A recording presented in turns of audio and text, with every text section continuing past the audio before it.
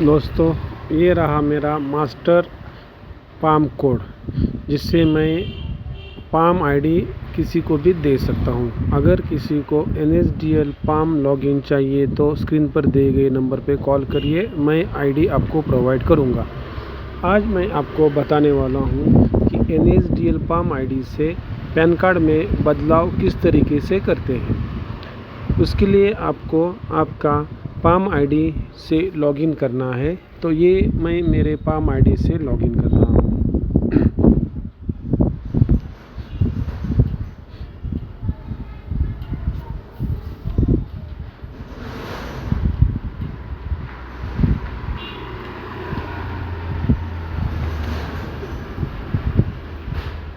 All India में हम pan card की आईडी प्रोवाइड करते हैं। अभी मैं मोबाइल नंबर पर OTP ले रहा हूँ।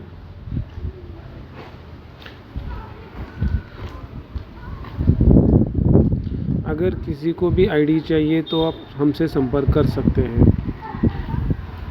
आईडी के लिए चार्ज होगा, जो चार्ज होगा वो आपको बताया जाएगा आईडी लेते वक्त। आईडी लाइफ टाइम रहेंगी।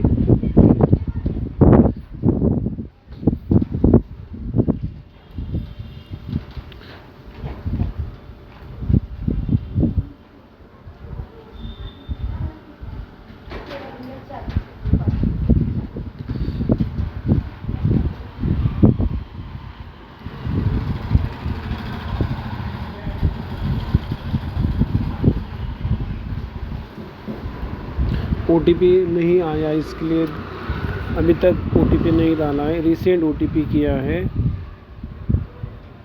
जैसे ही OTP आता है यहाँ पर मैं OTP लिखकर सबमिट कर दूँगा। सबमिट करने के बाद यहाँ पर अभी आपको ऑप्शन सिलेक्ट करना है अपीयरेंस। इसी के अंदर आपको जाना है और पैन चेंज रिक्वेस्ट को सिलेक्ट करना है। यहाँ पर आपको कस्टमर का पैन कार्ड का नंबर लिखना है।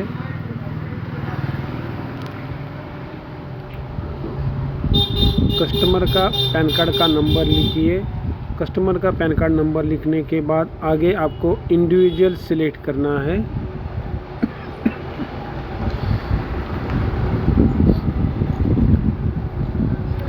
कस्टमर का आधार कार्ड के हिसाब से नाम लिखना है। अगर फर्स्ट नेम है तो फर्स्ट नेम में, मिडिल नेम है तो मिडिल नेम में, और लास्ट नेम है तो सर नेम में। इस तरीके से आपको कस्टमर का नाम लिखना है जिस तरीके पर से आधार पर है।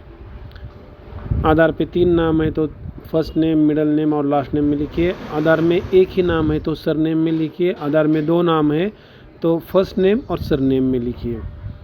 नाम लिखने के बाद आपको नीचे पिताजी का नाम भी लिखना है। अगर पिताजी का नाम भी फर्स्ट नेम में है तो फर्स्ट नेम, सेकंड नेम यानी मिडिल नेम है तो मिडिल नेम, और लास्ट नेम में है तो लास्ट नेम। अगर सिंगल नाम लिखना है तो लास्ट नेम में लिखना है। ये याद रखिए। अगर आधार कार्ड पर सिर्फ सिंगल नेम है तो आपको वो सर नेम में ही लिखना है। नाम लिखने के बाद आपको सबमिट और एक्सेप्ट करना है, और नीचे फिर आपको पैन कार्ड पर जिस तरीके से नाम चाहिए वो लिखना है, यानी आधार का नाम ही यहाँ पर आपको लिखना है। आधार कार्ड पर जिस तरीके से नाम है वो पूरा लिखिए। उसके बाद आपको नीचे कस्टमर की डेट ऑफ बर्थ लिखनी है। डेट ऑफ बर्थ भी आपको आधार कार्ड के हिसाब से ही डालना है। फिर उसके बाद आपको कॉन्टैक्ट नंबर लिखना है। फर्स्ट 2 में 9191 इंडिया का कोड है वो लिखिए, और लास्ट में कस्टमर का मोबाइल नंबर डालिए। यहाँ पर 3 ऑप्शन आपको दिखाई देते हैं। मोबाइल नंबर लिखने के बाद नीचे आपको कस्टमर का ईमेल आईडी भी डालना है। आपको communication address for communication Indian करके आगे मेल आईडी लिखना है। मेल आईडी लिखने के बाद डिस्पैच, पैन कार्ड किस स्टेट में डिस्पैच करना है वो आपको सिलेक्ट करना होता है।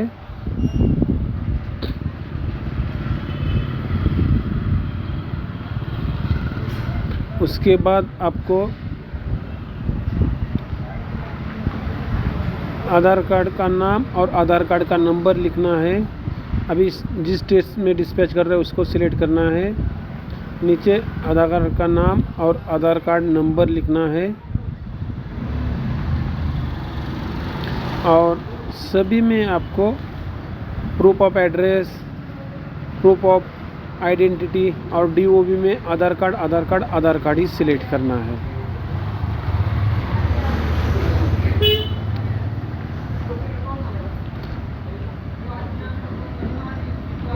नीचे आपको चेक बॉक्स में टिक करना है।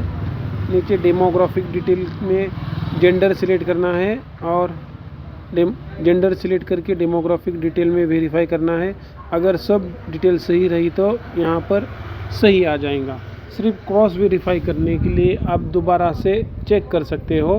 नाम, मोबाइल नंबर, ईमेल आईडी जो भी कस्टमर का लिखा है, एक बार अगर आपको क्रॉस चेक करना है तो कर लीजिए। वैसे ही डेमोग्राफिक डिटेल वेरीफाई होने के बाद ये सब सही होता है। सिर्फ आपको मोबाइल नंबर और ईमेल आईडी ही चेक करना है और फादर नेम, क्योंकि एप्लीकेंट का नेम अगर सही है और DOB सही है तो ही डेमोग्राफिक डिटेल में आप वेरीफाई हो जाते हो, नहीं तो यहाँ पर वेरीफाई नहीं होता है, एरर आ जाता है। फिर इसके बाद आपको प्रोसीड करना है, सबमिट और प्रोसीड। जैसे ही आप सबमिट और प्रोसीड करते हो तो यहाँ पर आपकी स्लिप जनरेट होती है। ये स्लिप आप कस्टमर को दे सकते हो या कॉपी करके रख सकते हो, आपकी मर्ज़ी। आप व्हाट्सएप पर डालिए या प्रिंट करके दीजिए। इसके बाद आगे की प्रोसेस मैं आपको बताने वाला हूँ कि आपको डॉक्यूमेंट किस तरीके से बनाने होते हैं। जैसे कि इस पैन कार्ड में कस्टमर के फादर नेम मिसमैच है, यानी फादर नेम ही नहीं है, तो फादर नेम ऐड करने के लिए मैंने एनेक्चर ए एक डॉक्यूमेंट ले लिया है और बर्थ सर्टिफिकेट एक कस्टमर का ले लिया है। अभी मेरे पास बर्थ सर्टिफिकेट कस्टमर का नहीं है, कस्टमर को सिर्फ बोल के रखा है कि बर्थ सर्टिफिकेट लगेगा, तो वो मुझे बाद में देगा। तो जब तक मैं जो डॉक्यूमेंट बनते हैं वो किस तरीके से बनाते हैं उस दिखाने वाला हूँ। यहाँ पर पहले स्लिप लेना है, फिर कस्टमर का फॉर्म, फिर आधार कार्ड, फिर उसके बाद पैन कार्ड और फिर उसके बाद एनेक्चर ए, फिर कस्टमर ने जिनका एनेक्चर ए लेके आए हैं उनका आइडेंटिटी कार्ड यहाँ पर आपको लेना है। इस तरीके से आप ये पूरी फाइल बनाओगे। इसके बाद मुझे कस्टमर का बर्थ सर्टिफिकेट इसके अंदर ऐड करना है, तो वो मैं ऐड कर दूंगा कस्टमर ने देने के बाद। जब तक मेरे पास नहीं, इसलिए मैंने इतने ही डॉक्यूमेंट डाल दिए हैं।